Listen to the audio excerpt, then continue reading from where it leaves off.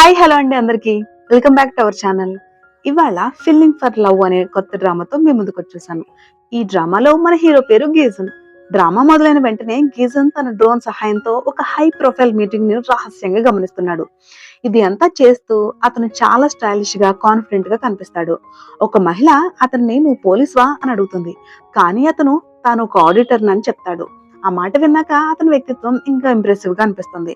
అతను అవసరమైన అన్ని ఆధారాలను సేకరించుకుని నేరుగా కంపెనీకి ద్రోహం చేస్తున్న డైరెక్టర్ ముందు హాజరవుతాడు. తన టీమ్ తో కలిసి అతను చేసిన ఎంట్రీ అలాగే తీసుకొచ్చిన సాక్ష్యాలు చూసి అందరూ షాక్ అవుతారు. అప్పుడు ఆ డైరెక్టర్, ఇది కేవలం ఒక మీటింగ్ మాత్రమే, నా ప్రైవసీని ఉల్లంఘించవు, నీపై కేసు వేయగలను అని అంటాడు. కానీ గిజన్ మాత్రం పూర్తిగా సిద్ధంగా వచ్చాడు. అతను డైరెక్టర్ తో, ఆ మీటింగ్ లో ఉన్న వ్యక్తిని నువ్వు చైనీస్ కొరియన్ అనుకుంటున్నావు, కానీ అతను నార్త్ కొరియన్, కాబట్టి నువ్వు చేసిన తప్పులన్నీ ఒప్పుకో, లేదంటే నేను గూఢచార్యం కేసులో ఇరికిస్తాను, బయటకు రావడం చాలా కష్టమవుతుంది అని హెచ్చరిస్తాడు. ఈ ఒక్క మాటతోనే గిజన్ డైరెక్టర్ కాంగ్ ను పూర్తిగా చిత్తు చేస్తాడు. గిజన్ ఆడిట్ టీం నెంబర్ 1 లో పనిచేస్తుంటాడు. బయటకు వస్తుండగా మరో ఆడిట్ టీం కనిపిస్తుంది. ఆ టీం నెంబర్ 3. వాళ్ళని చూసినప్పుడల్లా అందరికీ చిరాకు వస్తుంది. ఎందుకంటే వాళ్ళు అసలు ప్రొఫెషనల్ గా కనిపించరు, పేరు మాత్రమే ఆడిటర్లు. కానీ వాళ్ళ పని అవినీతి బయట పెట్టడం కాదు, ఆఫీస్ లో జరిగే చిన్న చిన్న స్కాండల్స్, వ్యక్తిగత ఫిర్యాదులు, ఆఫీస్ ప్రేమ వ్యవహారాలు లాంటివి చూసుకోవడమే వాళ్ళ బాధ్యత. ఆ రోజు కూడా వాళ్ళు ఒకటి అలాంటి కేసునే విచారిస్తున్నారు. వారిని చూసిన గీజన్ కు అసహ్యం వేసి అక్కడి నుండి వెళ్ళిపోతాడు. ఒకవైపు గీజన్ పెద్ద అవినీతి డైరెక్టర్ ను పట్టుకుంటే, మరోవైపు టీం నెంబర్ 3 ఒక భార్యను మోసం చేస్తున్న భర్తను పట్టుకోవడంలో బిజీగా ఉంటుంది.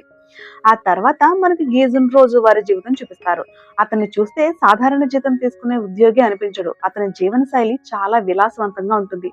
అన్ని రకాల సౌకర్యాలు, లగ్జరీలు అతనికి ఉంటాయి. ఆఫీస్ కి రెడీ అవుతూ వెళ్లే తీరు చూసినా తన ఉద్యోగాన్ని ఎంతగా ఇష్టపడుతున్నాడో అర్థమవుతుంది. కంపెనీ తమ అంతర్గత ప్రకటనల్లో కూడా అతనిని ఉపయోగిస్తుంది. కారణం అతని అందమైన వ్యక్తిత్వం, మంచి లుక్స్. సంక్షిప్తంగా చెప్పాలంటే అతని జీవితం పరిపూర్ణంగా సాగుతుంది. ఇంతలో కంపెనీ సీఈఓ జేజే ఎంట్రీ ఇస్తాడు. అతను తన సెక్రటరీతో కలిసి నిలబడి ఉంటాడు. యాదృచ్ఛికంగా జేజే వేసుకున్న టై, గీజన్ వేసుకున్న టై ఒకేలా ఉంటాయి. దాన్ని గమనించిన గీజన్ వెంటనే తన టైని కొంచెం సడలించి తన క్యాజువల్ గా కనిపించేలా ప్రయత్నిస్తాడు. ఎందుకంటే సీఈఓతో ఒకే స్టైల్లో కనిపించడం కొంచెం ఇబ్బందిగా ఉంటుంది. గీజన్ వ్యక్తిగతం ఎంత ఆకర్షణీయమో చెప్పడానికి ఇంకో సీన్ చూపిస్తారు. లిఫ్ట్ లో అతని పక్కన నిలబడ్డ ఇద్దరు అమ్మాయిల్లో ఒకరు అతనిపై ఆసక్తి చూపిస్తూ, నువ్వు సింగిలా అని అడుగుతుంది. ఈ రోజు ఆఫీస్ తర్వాత ఏం చేస్తావు, డిన్నర్ కు కలుద్దామా అంటుంది. అయితే పక్కన ఉన్న మరో అమ్మాయి మాత్రం అసూయతో చూస్తుంది. ఆమె పేరు జియాయి. ఆమె గిజన్ మాజీ ప్రేయసి. ఆ మాటలు విన్న వెంటనే ఆమెకు చాలా పొసెసివ్ ఫీలింగ్ వచ్చేస్తుంది. గీజన్ దగ్గరికి వెళ్లి అతనిపై కోపం చూపిస్తుంది. అప్పుడు గీజన్, నీకు త్వరలో పెళ్లి కాబోతుంది, మనం చాలా కాలం క్రితమే విడిపోయాం, నువ్వు ఇప్పటికే చాలా ముందుకు వెళ్ళిపోయావు, నా గురించి తప్పుగా అనుకోకు, నేను అలాంటి వ్యక్తిని కాదు, నీ పెళ్లికి వచ్చి మంచి బహుమతి ఇచ్చి నిన్ను సంతోషపరచగలను అంతే అని చెప్తాడు. ఇంతలో పై అంతస్తు నుంచి ఎవరో ఈ మొత్తం సన్నివేశాన్ని గమనిస్తారు. గిజన్ వాళ్లను చూసేందుకు పరిగెత్తినా ఎవరో గుర్తించలేడు. అతనికి తెలిసిందల్లా ఆ వ్యక్తి తెల్ల రంగు షర్ట్ వేసుకున్నాడనే విషయం మాత్రమే. ఈ వ్యవహారం ముగించుకుని ఆఫీస్ కి వచ్చిన గిజన్ కు మరో వార్త తెలుస్తుంది. ఆఫీస్ లో కొత్త మేనేజర్ చేరబోతున్నారని అందరూ మాట్లాడుకుంటున్నారు. ఆ కొత్త మేనేజర్ పేరు జూయినా. ఇదే మన డ్రామా హీరోయిన్ కూడా. ఈయన గురించి ఆఫీస్ లో ఎన్నో రూమర్లు ఉండేవి. ఆమె పూర్తిగా రెడ్ ఫ్లాగ్ అని అందరూ చెప్పుకునేవారు. పని పట్ల పిచ్చి ఉన్న వర్క్ హాలిక్. ఆమె ఏ టీం ని చూసుకున్నా ఆ టీం సభ్యులందరికీ చుక్కలు చూపించేదట. ఈ కంపెనీతో ఆమెకు చాలా ఏళ్ల అనుబంధం ఉంది. అయితే కొన్నాళ్ళు ఓవర్సీస్ బ్రాంచ్ లో పనిచేసి ఇప్పుడు తిరిగి వచ్చింది. దీంతో ఆఫీస్ లో అందరూ భయపడిపోతున్నారు. ఏ టీం కైనా మేనేజర్ అవ్వచ్చు, కానీ మా టీం కి మాత్రం రాకూడదు అని దేవుణ్ణి ప్రార్థిస్తున్నారు. ఈ వార్త క్షణాల్లోనే ఆఫీస్ అంతా వ్యాపిస్తుంది. ఎలివేటర్ లో ఉన్న వాళ్ళు కూడా ఆమె ఎన్ని ఫ్లోర్లు దాటుతుందో చెబుతూ టెన్షన్ పడుతుంటారు. ఆడిట్ టీం ఉన్నది 14th ఫ్లోర్. చివరికి ఈయన అదే ఫ్లోర్ లో దిగుతుంది. అందరి గుండెల్లో గుబులు స్టార్ట్ అవుతుంది. పక్క ఆఫీసుల వాళ్ళు బహుశా మా వైపు తిరుగుతుందేమో అని అనుకుంటారు. కానీ చివరికి ఈయన నేరుగా ఆడిట్ టీముల వైపు వస్తుంది. ఆమె తమ టీంకి రాలేదని తెలిసిన మరో విభాగం వాళ్ళు అయితే అంతా సంతోషపడిపోతారు. కొరియర్ బాయ్ తో కలిసి సెలబ్రేట్ చేసుకునే స్థితికి చేరిపోతారు. కానీ ఇప్పుడు కష్టాలు మొదలయ్యేది ఆడిటర్లకే. ఎందుకంటే ఇక నుండి వారి మేనేజర్ జియునా. ఈయన వచ్చిన వెంటనే అందరూ ఫేక్ స్మైల్స్ తో ఆమెకి వెల్కమ్ చెప్తారు. ఆమెకు తెలుసు తనను చూసినా ఎవ్వరూ నిజంగా సంతోషపడరని. అయినా కనీసం ముఖంపై ఒక ఫేక్ స్మైల్ పెట్టుకోవచ్చుగా అని అనుకుంటుంది. కానీ కొందరికి అది కూడా రాదు. అందరినీ ఒక్కొక్కరిని పలకరిస్తూ వచ్చిన ఈయన గీజన్ దగ్గరికి రాగానే ఒకసారి అతన్ని చూస్తుంది. కానీ ఆ చూపు కాస్త ఎక్కువసేపు కొనసాగుతుంది. ఆమె మనసులో ఏదో ఆలోచన నడుస్తున్నట్టు అనిపిస్తుంది. బహుశా గీజన్ ను ఆమె ముందు చూసి ఉండొచ్చు. తర్వాత అందరూ భయపడ్డదే జరుగుతుంది. ఇన్ని ఏళ్ల తర్వాత తిరిగి వచ్చినా ఈయన మాత్రం ఏ మాత్రం మారలేదు అని. ఒక టీం లీడర్ తన సలహా చెప్పడానికి ప్రయత్నిస్తాడు. కానీ ఈయన అతనిని తిడుతుంది. చాలా అవమానిస్తుంది. అతనికి ఏడుపు వచ్చేసే పరిస్థితి ఏర్పడుతుంది.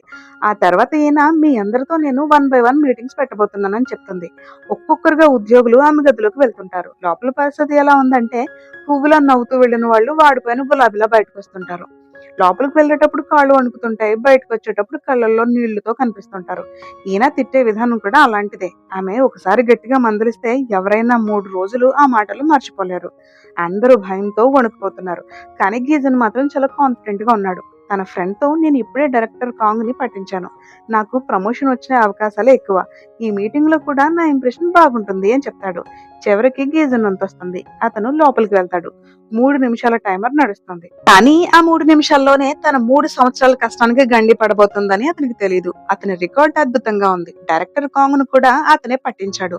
తనకి ఏమీ చెడు జరగదని అతను అనుకుంటున్నాడు. కానీ ఈయన అతనికి ఊహించని షాక్ ఇస్తుంది.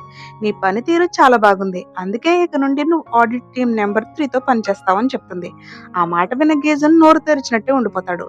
ఇప్పటి వరకు తాను అసహించుకున్న టీంలో ఇప్పుడు తానే సభ్యుడిగా చేరాలి. అతనికి తాను ఏ తప్పు చేశాడో కూడా అర్థం కాదు. ఇది డిమోషన్ కంటే కూడా దారుణంగా అనిపిస్తుంది. ఇది నేరుగా చేసిన అవమానం లాంటిది. అతను వెంటనే ఈయన వెనకాల వెళ్లి నేను నా టీంతో ఒక ముఖ్యమైన పని చేస్తున్నాను. కనీసం అది పూర్తి చేసుకునే అవకాశం ఇవ్వండి అని అడుగుతాడు. దానికి ఈయన నువ్వేమైనా చాలా గొప్ప వ్యక్తివా? స్టీవ్ జాబ్స్ చనిపోయిన తర్వాత కూడా ఆపిల్ కంపెనీ ఆగిపోయిందా?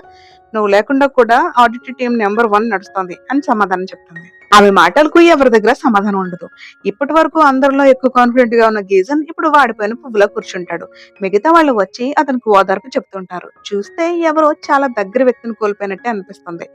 చివరికి తన సామాను సర్దుకుని ఆడిట్ టీం నెంబర్ 3 దగ్గరికి వెళ్తాడు. కానీ వాళ్ళ ప్రవర్తన కూడా వాళ్ళ పనిలాగే విచిత్రంగా ఉంటుంది. ఎవరు సీరియస్ గా కనిపించరు. అందరూ ఏదో ఒక అల్లరి చేస్తూనే ఉంటారు. ఇప్పుడు అతను అలాంటి టీంలో సభ్యుడిగా మారిపోయాడు. ఇదే సమయంలో కథ మరో పాత్ర వైపు తిరుగుతుంది. అతని పేరు మిస్టర్ సన్. అతను కూడా ఇదే కంపెనీలో పనిచేస్తుంటాడు. ఆ సమయంలో అతనికి తన భార్య నుండి ఫోన్ వస్తుంది. ఆమె ఈ రోజు త్వరగా ఇంటికి రండి అని అడుగుతుంది. కానీ మిస్టర్ సన్ ఈ రోజు ఆఫీస్ డిన్నర్ ఉంది, కాస్త ఆలస్యం అవుతుంది, ఆయన త్వరగా రావడానికి ప్రయత్నిస్తానని చెప్తాడు. అప్పుడే అతని సహోద్యోగి మియోంగ్ కూడా ఫోన్ లో అతని భార్యతో కాసేపు మాట్లాడుతుంది. అది చూసిన మిస్సెస్ సన్ కు కోపం వస్తుంది. మియోంగ్ తన భర్తను తన నుండి దూరం చేస్తుందేమో అనే అనుమానం ఆమెకి స్టార్ట్ అవుతుంది. ఇక గిజన్ పరిస్థితి మరింత దారుణంగా ఉంటుంది. డిమోషన్ షాక్ నుంచి ఇంకా బయటపడక ముందే వరుసగా కంప్లైంట్లు రావడం స్టార్ట్ అవుతుంది. మొదటి కంప్లైంట్ వింటేనే అతనికి తలనొప్పి వచ్చేస్తుంది. ఒక ఉద్యోగిని వచ్చి మా బాస్ దగ్గర నుండి చాలా దుర్వాసన వస్తుంది, వెంటనే మా సెక్షన్ కి ఒక ఎయిర్ ప్యూరిఫైయర్ ఏర్పాటు చేయండి అని ఫిర్యాదు చేస్తుంది. లక్షల రూపాయల అవినీతి కేసులు ఛేదించిన గీజన్ ఇప్పుడు ఇలాంటి సమస్యలు పరిష్కరించాల్సిన పరిస్థితికి వచ్చేశాడు. అంతటితో ఆగదు. మరో మహిళ వచ్చి టిష్యూ పేపర్లతో నిండిన ఒక కవర్ అతని ముందు పడేస్తుంది.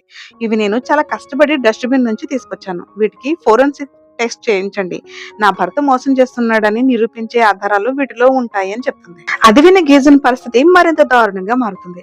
అతనికి వాంతి వచ్చినట్టుగా అనిపించి వెంటనే వాష్రూమ్ వైపు పరిగెత్తుతాడు. అది చూసిన ఈయన మాత్రం బాగా ఎంజాయ్ చేస్తుంది. ఇక మరోవైపు సీఈఓ జయల్ కొంతమంది మేనేజర్లతో చిన్న మీటింగ్ లో ఉంటాడు. వాళ్ళు అతన్ని డిన్నర్ కొండమని అడుగుతారు. కానీ అతను లేదు, ఈ రోజు డిన్నర్ నా కుటుంబంతోనే, నాన్నగారి దగ్గరికి వెళ్ళాలి, బహుశా నా భార్య కూడా అక్కడికి చేరి ఉంటుందని చెప్తాడు.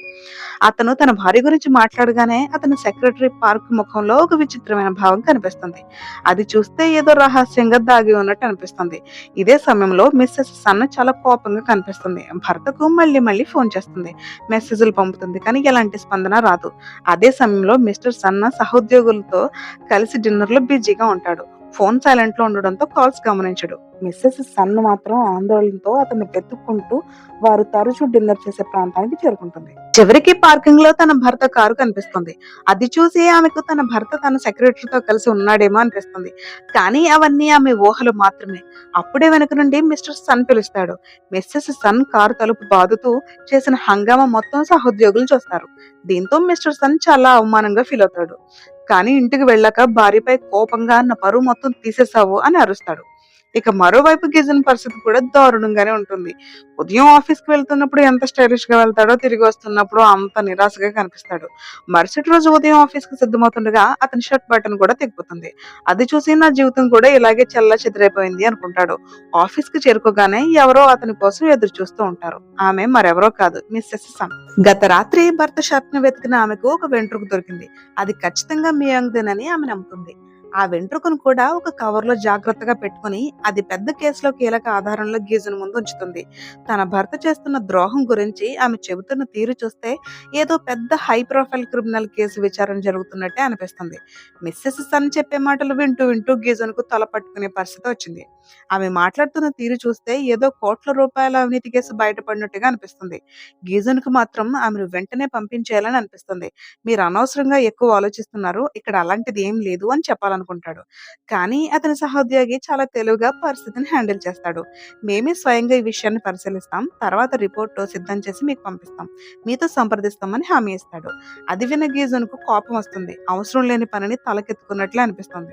ఆ కవర్ తీసుకుని మిస్టర్ సన్ పనిచేసే విభాగం వైపు వెళ్తాడు. దారిలో సహోద్యోగులు మాట్లాడుకుంటున్న మాటలు కూడా వింటాడు.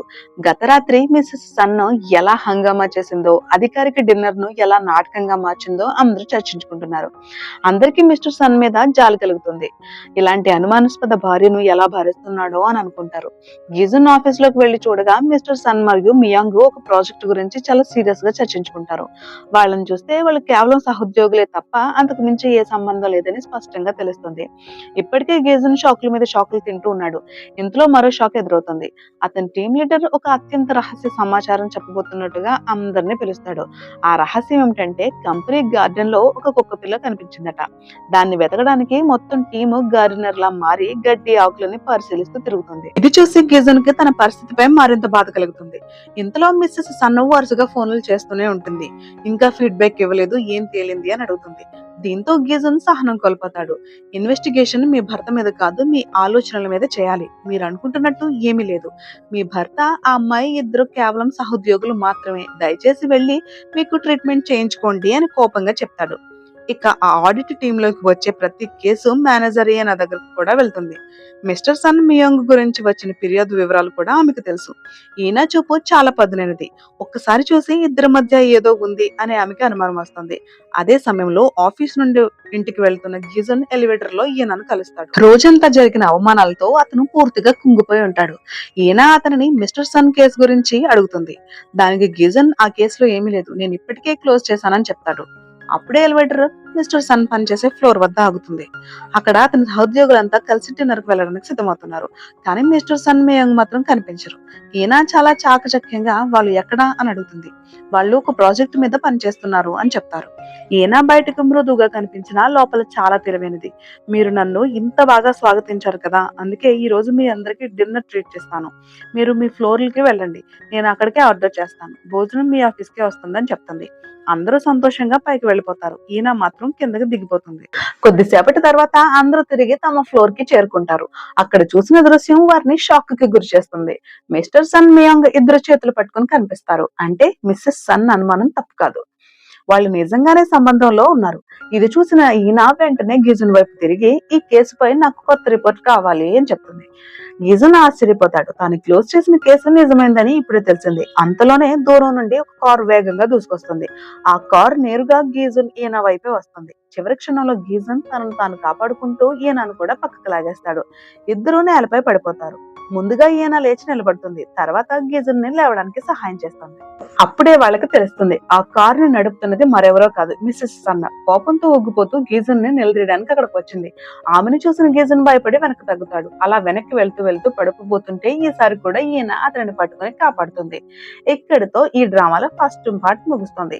తర్వాత ఏమవుతుంది, మిస్సెస్ సన్ ఇంకేం చేస్తుంది, మిస్టర్ సన్ మియాంగ్ వ్యవహారం ఎలా బయటపడిపోతుంది, గిజన్ ఈయన మధ్య సంబంధం ఎలా మారుతుంది, ఇవి తెలుసుకోవాలంటే తదుపరి పార్ట్ కోసం వెయిట్ చేయాల్సిందే. Thank you for watching. Bye.